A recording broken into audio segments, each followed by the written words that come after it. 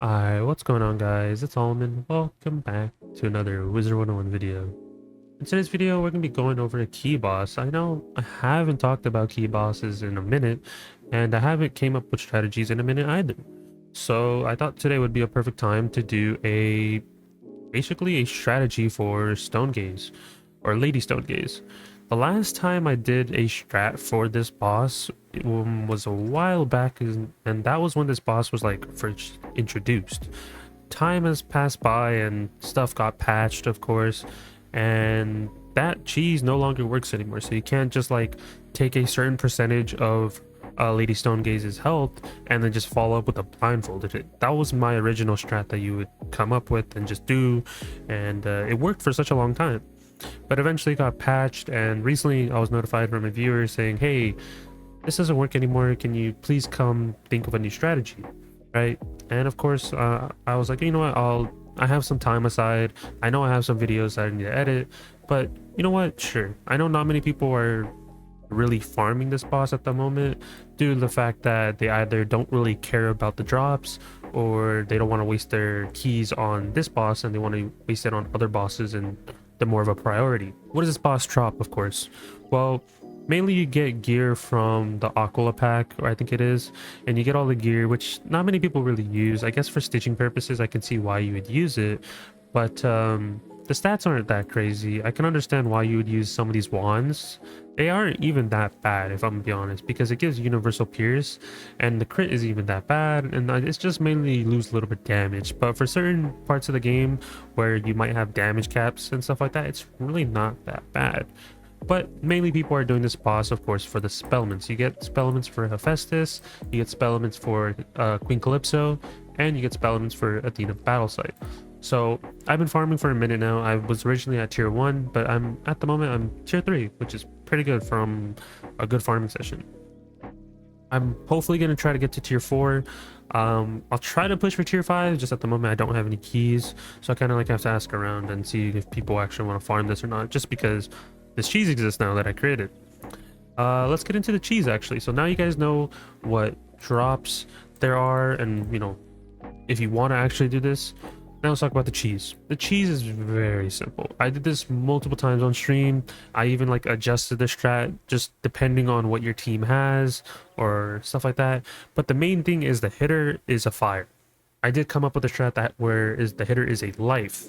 Now the reason being is it has to be a fire or a life due to the fact that they have just straight up dots. They have spells that just literally do dots, like not a hit into a dot. So for example, if we compare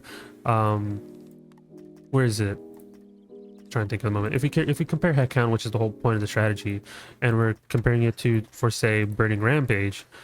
Yes, Burning Rampage is technically a dot, but it doesn't detonate till 5 rounds, and I would not say it's actually worth waiting the 5 rounds.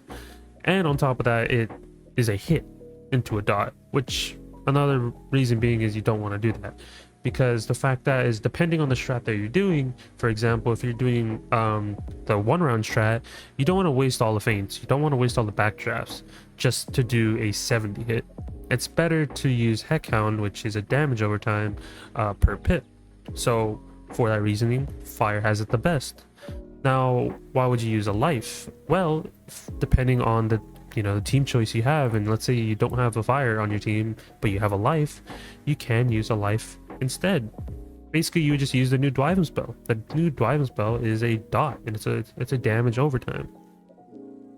It still works, but hey, I mean, it would be better if you have a fire. So I didn't want to limit the strategy only to a fire. I kind of wanted to have some sort of variety. Instead of, hey, you have to have a fire in the setup, you can't use a fire regardless. Kind of tried my best and looked around. You can use other schools, but just fire does it the best. Life does it the second best. You can use myth, you can use the new Dwiva myth spell, you can use King Art, but the thing is, those 2 spells for myth just take way too long to detonate. The Dwiven spell lasts 5 rounds, so you're kind of stuck waiting 5 rounds till it detonates. And there's also King Art, but you have to wait to build pips, and then on top of that you're waiting an additional 3 rounds for that thing to detonate. So at that point it's really not worth it. I'd say fire is like your top priority. If you have a fire that can hit, highly recommend using them, and then Second option would be life, and then third option would probably be myth. But honestly, I'd rather just do the fight as the intended way than use a myth. That's just saying something. And then I know some people can be like, well, you can just dual school. I know a lot of people have been getting really into dual schooling and have been trying out a lot of strategies. Yes, you can dual school if you really want to. You can be a life that has fire damage. You can be a myth that has fire damage. You can play other schools and just use a treasure card or like an item card. You're definitely more than welcome to do that. It's just I made the strategy mainly predominantly on a fire due to the fact that you can enchant the heck hound versus just using a TC heck hound. You can't train heck hound because it's a school specific spell. If it was trainable, then I would, you know, be like, hey, you can just use heck hound on any school. But I just better to just play on a fire in my opinion, and then life and myth, then everything else is just kind of like whatever. You can just play the way that's intended on this fight. So now you got the gist of all that. Let's talk about strat. What are the many strats that you can do in this fight? Well, I came up with kind of like a variety of strats. So let's talk about the one round, right? If you're just a person that you're a hardcore PvEer, you have a full team of people that like are dedicated to playing this game, they have will cast on their pet. If you don't know what will cast is, essentially it casts a card the same turn that you're doing an action. For example, if I'm blading and I have a will cast of a hex, my pet will cast hex on whatever enemy I targeted. So it's very much a lot of value. I probably will make a video separate regarding to curse, hex, and all that type of stuff. But if you have two people, what you would just do is turn one, you would have a person do backdraft, and you would want the item card backdraft. The item card backdraft is specifically from a pack, or you can use the boots. I think there's like 2 different resources you can get them from. But essentially that's like a pay to win item. You can't really get that from other sources other than opening the pack. So just keep that in mind when moving forward. But turn one, the person in slot 1, doesn't matter the slots, just make sure the hitter is in last slot, of course. Just make sure whoever person 1 is, they're doing backdraft and then will cast curse. Whoever is in slot 2, they'll do regular backdraft, which is enchanted. Also you have to use will cast hex, and then the third person is just going to do a feint, and then the last person is just going to use an enchanted heck hound and just kill. That's basically the round 1 strat, right? But there is some like caveats. I know some people can be like, well, I don't have the mid-max stats and stuff like that, but that's basically why the 1 round strat exists. You know, you gotta have the best stats, you gotta have you know, the will cast talent on one pet, and then another person needs to have will cast hex.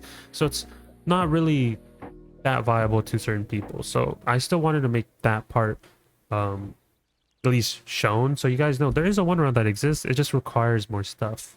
The more accessible one that I'd say it's usable by a lot of players is just the other strat I came up with. Now, what is that strat? It's a 2 round strat. I know it's not 1 round. I know a lot of people can be mad at me, but I wanted to at least make it viable for players that just don't have the pets. And I tried making a 1 round strat without the usage of pets and just trying backdraft, trying feints and stuff like that, but it just doesn't work. So instead, there's the 2 round strat that it's going to be viable for a lot of players.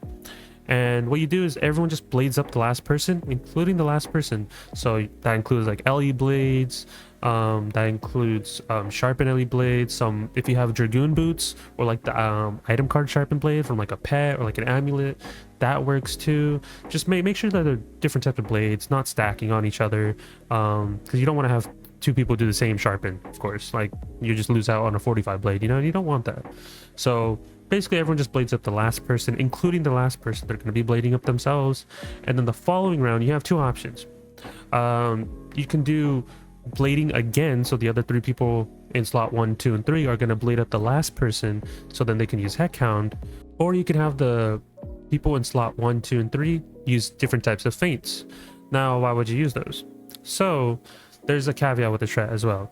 If everyone's doing blades round 1 and round 2, there is a chance you don't kill, and that's with crit and having the best possible damage percentage. That is not including an amulet that gives 2% damage that exists, which would be from lower zigzag. But now let's say you don't want to farm that. What you can just honestly do is use the gear set that I'm about to show you. And I use this gear set when I'm just farming just here and there, and it's not really something I would be like, okay, you should use this. I made it because I'm like, you know what, I like just farming stuff. It just helps me out. And this, keep in mind, this is if you don't have to pierce an enemy. For example, you don't have to pierce this enemy because they don't have fire resist. And what I did was, instead of using pierce sockets, I put on flat damage jewels. I kept all the flat damage jewels that I've gotten from playing the game. So basically I socketed them on to circumvent me not killing. Because when you don't crit, I think the enemy lives with like around 45 HP. So you kind of want to have 2 sockets on them and just have you know, whatever socket you want for your last one. And you kind of want to make sure that you have at least 35 pierce. I know at the moment I have 33, but what I did was I just changed one of my rings back to one of my pierce ones in the fight, and I had at least more than 35 pierce. Because if by chance the first round Lady Stonegaze does use Athena Battle Site, there's a 35 shield that is going to be casted on her. So just make sure you have at least above 35% pierce, and make sure you have at least some flat damage on some of your pieces of gear. So a Thamer ring, and that will be that strat. And it saves a lot of animation time. The other one is you can just have everyone do feint. Then you don't have to use this gear set. You don't have to use flat damage. You don't have to do all that. But you have to do with more animation time. So if you're someone that really cares about animation time, you know, you don't like sitting through all these like tedious animations, then yeah, just sock it on to circle jewels that give you flat damage and you're good to go. But if someone doesn't want to do that, you know, they don't have access to extra gear and stuff like that, then what you just do is just have everyone do feints on round 2, and just the last person does head count, and that works just as fine, right? I know there's going to be like different varieties when it comes to this strat, so that's why I kind of wanted to provide you guys with all these different options.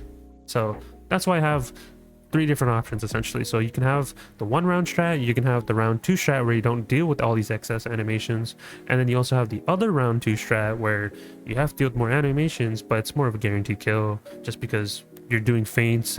Feint is going to be a better percentage than a regular blade, because, you know, Ellie Blade's going to give you 35%, while feint's going to give you a 70%. You know, it's a big difference. Now let's go on to the life strat. If for some reason you don't have a fire on your team, you're not able to do the round 1 strat because, you know, you don't have the will cast, you don't have the backdraft item card, and for some reason you can't do the round 2 strat because, you know, you don't have a fire on your team, well, you can use a life. So what you do in a life is you kind of do something similar to the first strategy that I was talking about for the 2 round strat, which is everyone just blades up the life, of course. Make sure it's all separate blades, you know, spirit blades, sharpened blade of the spirit blade, stuff like that. And then round 2, instead of blading, you kind of have to feint. That's the only sucky part. You can't really have everyone blade up the last person because you won't have enough damage to be able to do it.